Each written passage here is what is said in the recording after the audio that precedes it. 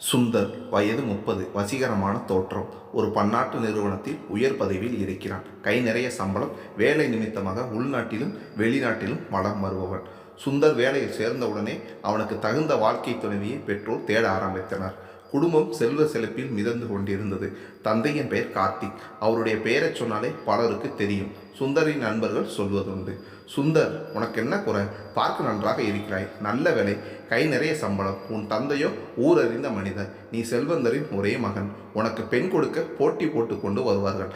ஆனால் 3-4 வருடங்களாக பெண் பார்க்க ஆரம்பித்தும் அவனுக்கு ஏற்ற பெண் கிடைக்கவில்லை.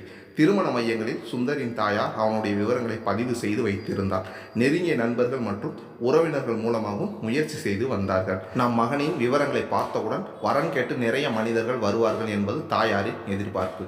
என் பெயரும் போட்டிருக்கிறாய் அல்லவா, அதை பார்த்தவுடன் நம் குடும்பத்தின் சம்பந்தம் விரும்பி ஆவலுடன் வருவார்கள் என்றார் கார்த்திக். ஆனால் எதிர்பார்த்த அளவு வரன்கள் வரவில்லை. காரணம் தெரியவில்லை. ஜாதகம் பொருந்திய சில பெண்களுடன் சுந்தர் பேசினான். தன்னுடைய எண்ண ஓட்டத்திற்கும் அந்த பெண்களின் சிந்தனைக்கும் ஒத்துப்போகவில்லை என்று ஒதுங்கினான். கடைசியில் ஒரு பெண்ணுடன் 2-3 முறை பேசிய பிறகு கருத்தொற்றுமை இருக்கிறது என்று அவர்களுக்கு தோன்றியது. அந்த பெண் தன் பெற்றோரிடம் சொல்லி மேற்கொண்டு செய்ய வேண்டியதை முடிவு செய்யலாம் என்றாள்.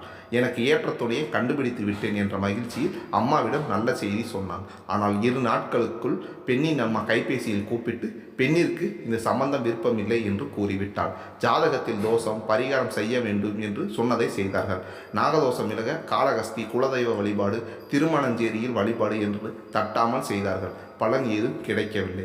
சுந்தரை விட குறைவாக படித்த நண்பர்கள் எல்லாம் மனம் முடித்து வாழ்க்கையில் நிலைத்து விட்டார்கள். பாவம் சுந்தர், அவனுக்கு காரணம் தெரியவில்லை. கார்த்திக் தன் நெருங்கிய நண்பரிடம் தன் மகனின் கல்யாணம் ஏன் கைகூடி வருவதில்லை என்று வருத்தப்பட்டார். அவர் நண்பர், என்னுடைய நண்பர் தனியார் துப்பறியும் நிறுவனம் நடத்தி வருகிறார். அவரிடம் ரகசியமாக இதை பற்றி விசாரிக்க சொல்கிறேன், உனக்கு விருப்பம் இருந்தால் என்றார். கார்த்திக் காரணம் தெரிந்து கொள்வது மன நிம்மதிக்கு அவசியம் என்று உணர்ந்தார். சொன்னதைப் போலவே கார்த்திக் நண்பர் துப்பறிவாளர் மூலம் விசாரித்து விவரத்தை சொல்ல வீட்டிற்கு வந்தார். என் மகனின் திருமண தடைக்கான காரணம் தெரிந்ததா என்ற ஆவலுடன் கேட்டார் கார்த்திக். உன் மகனின் திருமண தடையின் மூலக்காரன் நீதான் என்றார் நண்பர். நான் எப்படி காரணமாக இருக்க முடியும்? ஆச்சரியப்பட்டார் கார்த்திக். உன்னுடைய தொழில் என்ன? தொலைக்காட்சிக்கு தொடர்கள் எழுதி இயக்கியும் வருகிறேன், அதுதான் காரணம். உன் தொலைக்காட்சி தொடர்கள் பெரும்பாலும் குடும்ப கதைகள். மருமகளை கொடுமைப்படுத்தும் மாமியார், தவறு செய்கிறாள் என்று தெரிந்தும் அவளை தட்டி கேட்க துணிவில்லாத மாமனார், அம்மாவை கண்டு பயப்படும் மகன், இப்படி உன் தொடரில் உள்ளது போல உன் வீட்டிலும் நிலைமை இருக்குமோ என்று பயந்து பெண் கொடுக்க தயங்குகிறார்கள். திகைத்து நின்றார் சுந்தரின் தந்தை கார்த்திக்.